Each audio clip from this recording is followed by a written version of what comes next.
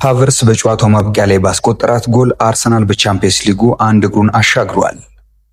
አርሰናል በሀገር ውስጥ ውድድሮች ከደረሰበት መጥፎ አጋጣሚ በማንሰራራት ማክሰኞ ምሽት በቻምፒየንስ ሊግ ሩብ ፍጻሜ የመጀመሪያ ዙር ጨዋታ በሊዝበን ስፖርቲንግን 1-0 አሸንፏል። ካይ ሃቨርትዝም በጨዋታው ማብቂያ ወሳኛዋን ግብ አስቆጥሯል። የሚካኤል አርቴታ ቡድን ወደ ሆሴ አልቫዴ ስታዲየም የመጣው በሊግ ካፕ ፍጻሜ በማንቸስተር ሲቲ እንዲሁም በኤፍኤ ካፕ የሩብ ፍጻሜ በሳውዛምፕተን ተከታታይ ሽንፈቶች ደርሰውበት በከፍተኛ ድንጋጤ ውስጥ ሆኖ ነበር። አሁንም ቢሆን መድፈኞቹ ከምርጥ ብቃታቸው በታች ነበሩ። ነገር ግን በስፖርቲንግ የአጨራረስ ብቃት ማነስና በሃቨርትዝ አስደናቂ ጎል ምክንያት በጭማሪ ሰዓት ድል ቀንቷቸዋል። አርሰናል በሰሜን ለንደን በሚያደርገው የሁለተኛ ዙር ጨዋታ ወደ ግማሽ ፍጻሜው ለማለፍ ከፍተኛ ግምት ተሰጥቶታል። ሆኖም ውድድሩ ለታሪኩ ለመጀመሪያ ጊዜ ለማሸነፍ ብቃቱን በከፍተኛ ሁኔታ ማሻሻል ይኖርበታል። የምሽቱ ድል ግን የስቴትመንት መሆኑ በብዙዎች እየተነሳ ይገኛል። በሲቲና በሁለተኛው ዲቪዚዮን ክለብ ሳውዛምፕተን የደረሰባቸው አስከፊ ሽንፈቶች አርሰናል በዚህ ውድድር ዘመን ለሁለት ተከታታይ ጊዜያት የተሸነፈበት የመጀመሪያው አጋጣሚ ነበር። የአሳፋሪ ኤፍኤ ካፕ ሽንፈት በውድድር ዘመኑ አምስተኛው ብቻ ነበር። አርሰናል በሊዝበን ምት ለማግኘት ሲቸገር የሽንፈቱ ጥላ አሁንም በቡድኑ ላይ ይታይ ነበር። ነገር ግን በዚህ ውድድር ዘመን በተደጋጋሚ እንዳደረጉት ሁሉ አሁንም ባልተዋበ ጨዋታ የማሸነፊያ መንገዱን አግኝተዋል። ከ2020 ኤፍኤ ካፕ ድል በኋላ የመጀመሪያው ትልቅ ዋንጫ በማንሳት ለዋንጫ ተቃርበው የሚቀሩ ኒርሊ ሜን የሚለውን ስም ለማጥፋት የሚጥሩት አርሰናሎች ስነ ልቦናና ጥንካሬያቸውን ከፍተኛ ጥያቄዎች ሲነሱባቸው በቆዩበት ቅጽበት መካከል ይሄን ድል ማስመዝገባቸው ትልቅ እረፍትን ሰጥቷቸዋል። በሊዝበን ይህን ድል በጥረታቸው ማግኘታቸው ለተቾቻቸውም ተገቢ ምላሽ ሆኗል። ተጫዋቾች ከመቼውም ጊዜ በላይ ለድል የተራቡ መሆናቸውን የገለጸው አርቴታ የቅርብ ጊዜ ሽንፈቶችን ህመም ለማነቃቂያ እንዲጠቀሙበት አሳስቧቸው ነበር። እነሱም ለፈተናው ዝግጁ መሆናቸውን አሳይተዋል። ከሁለተኛው ማንቸስተር ሲቲ በ9 ነጥብ ርቀው የሚገኙት የፕሪሚየር ሊጉ መሪዎች ከ22 ዓመታት በኋላ የመጀመሪያውን የሊግ ዋንጫ ለማንሳትም በጥሩ ጉዞ ላይ ይገኛሉ። ከ1983 ወዲህ ለመጀመሪያ ጊዜ በስምንት ውስጥ የተካተተው ስፖርቲንግ በሜዳው ያስመዘገበውን የ16 ጨዋታዎች ተከታታይ ድል ለአርሰናል አደገኛ ተጋጣሚ እንዲሆን አድርጎት ነበር። በጉዳት የታመሰው አርሰናል አሁንም ዩሪያን ቲምበርን፣ ፔሮ ሂንካፔን፣ ኢብሪቼዜን እና ቡካዮ ሳካን አላገኘም። ይሁን እንጂ ዴክላን ራይስ የሳውዛምፕተኑን ጨዋታና የእንግሊዝ የወዳጅነት ጨዋታን ካመለጠው በኋላ ተመልሶ ለስፖርቲንግ ሊዝበኑ ጨዋታ መፍትሄ ሆኖለታል። ዴቪድ ራያን ባለፉት ሁለት ጨዋታዎች ካመለጠው በኋላ ወደ አርሰናል ግብ ጠባቂነት ተመልሷል። ስፔናዊው መመለሱን ወዲያውኑ አረጋግጧል። የኦስማን ዲማንዴ ድንቅ ኳስ የአርሰናል ተከላካይ ሰንጥቆ በማለፍ ማክሲ አራውጆን ከግብ ጠባቂ ጋር አገናኝቶ ነበር።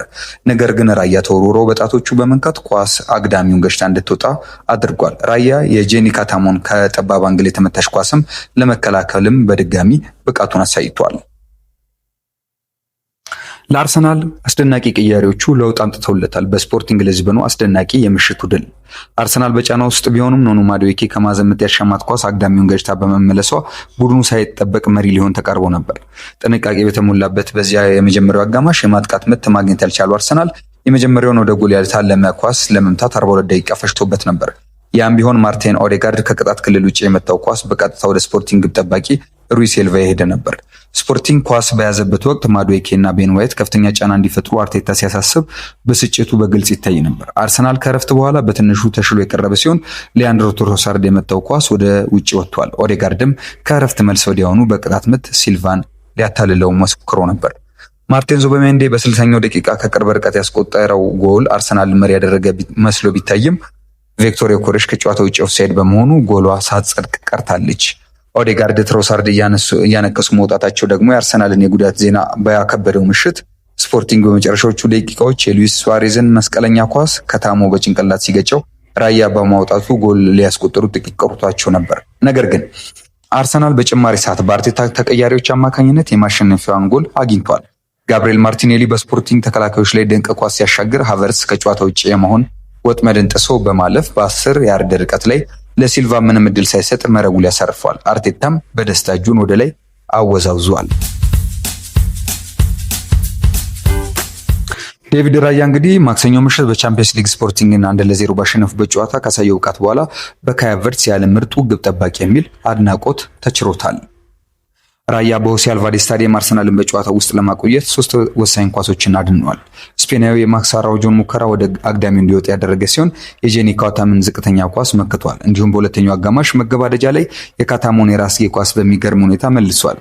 በአብዛኛው የጨዋታ ክፍለ ጊዜ ከብቃታቸው በታች የነበሩት አርሰናሎች የራያን የጨዋታ ኮከብ ብቃት ተጠቅመው የሁለት ጨዋታዎች ሽንፈታቸውን አቁመዋል። አቨርትስ በጭማሪ ሰዓት ከሌላኛው ተቀያሪ ገብርኤል ማርቲኔሊ የተላከለትን ኳስ በእርጋታ ወደ ጎል ቆይሮታል። ይህም አርሰናል ስፖርቲንግን በሚያስተናግድበት የሁለተኛ ዙር ጨዋታ ወደ ግማሽ ፍጻሜ ለማለፍ ከፍተኛ እድል እንዲኖሩ አድርጓል። ራያ በማንቸስተር ሲቲ እና በሳውዛምፕተን ሽንፈቶች ወቅት እረፍት ተሰጥቶት ከነበረ በኋላ ወደ ቡድኑ መመለሱ ወሳኝ ነበር። በራያ ምትክ የተሰለፈው ኬፓ አሪዛባላጋ በዌምብሌይ ሲቲ ላስቆጠረው የመጀመሪያ ጎል ምክንያት የሆነ ስህተት ሰርቶ ነበር። ይህም በሊዝበን ካሳየው ጀግንነት ብቃት ጋር ፈጽሞ የሚቃረን ነው። ራያ ሃቨርትስን ሲናገር የማይታመን ነው ብሎታል። ሃቨርትስ ስለ ራያ አሁንም በእግር ኳሱ ዓለም ዝቅ ተደርጎ የሚታይ ይመስለኛል። ለእኔ ግን ባለፉት 2 የውድድር ዘመናት የዓለም ምርጡ ግብ ጠባቂ ነው። እሱ ድንቅ ነው። ብዙ ጊዜ ታድጎናል። እሱን በማግኘታችንም ደስተኞች ነን ብሏል። በተመሳሳይ መድፈኞቹ አሰልጣኝ ሚካኤል አርቴታም ራያ በዚህ የውድድር ዘመን 7ኛውን የሻምፒየንስ ሊግ ንጹህ መረብ ክሊንሺት ካስመዘገበ በኋላ የሃቨርትስን አድናቆት ደግሟል። ከኛ ጋር ከተቀላቀለ ጀምሮ በአሁኑ ወቅት እሱ አስደናቂና ድንቅ ነው። እሱን በማግኘታችን በጣም እድለኞች ነን ብሏል። አክለውም ሚካኤል አርቴታ የዴቪድ ራያን ውዳሴ አዝንቧል። 2 ትልልቅ ኳሶችን ያዳነባቸውን 2 ቅጽበቶች ቻምፒየንስ ሊግ ማለት ደግሞ ይሄ ነው። በሁለቱም የጎል ክልሎች ቦክስስ በሚደረጉ ነገሮች ነው የሚወሰነው፣ ምክንያቱም እዚህ ውስጥ ከፍተኛ ጥራት ያላቸው ተጫዋቾች አሉ ሲል አሞግሷል። ራያ የመጀመሪያውን የአራውጆን ኳስ ማዳኑ አርሰናል በከባድ ወቅት ውስጥ ጸንቶ እንዲቆይ ስላደረገው የጨዋታው መለወጫ ቅጽበት እንደሆነ ይሰማዋል። ያ የጨዋታው መለወጫ ይመስለኛል።